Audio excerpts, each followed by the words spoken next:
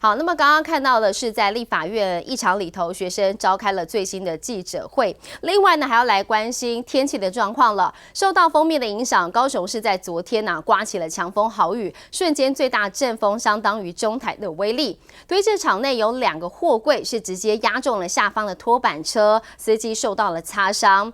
还有台湾国际造船公司高雄厂，因为这个造船的钢板掉落了，砸毁铁皮屋顶，也造成了2人送医。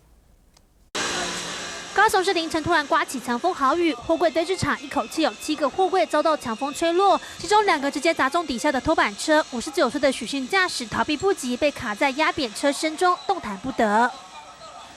2个货柜，大概各约2公吨重，正好砸中那一台货柜车上，导致货柜车体整个严重变形。根据气象局资料，凌晨3点10分，高雄地区上空锋面过境有雷雨包，不仅刮出每秒25.2公尺的风速，瞬间最大阵风甚至高达10级，相当于中度台风的威力。还好司机命大，被救出时虽然惊魂未定，但只有擦伤。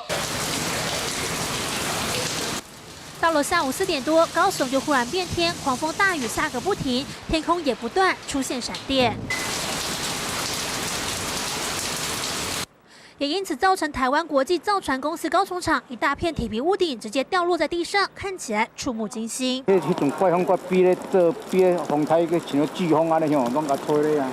原来当时天车正在进行造船钢板吊运作业，疑似因为狂风大雨，钢板随风摇晃，根本 hold 不住，就突然失控掉落，才会砸毁底下的铁皮屋。很幸运，就是说当时可能也是接近大概下班的时间，有两位轻伤者，轻伤者他们自行送医了。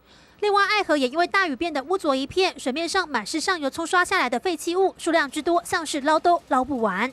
我们的上游为了调节疏洪，所以水闸门打开以后就顺势就留下了大量的布袋莲和废弃物，有5吨的废弃物的垃圾量。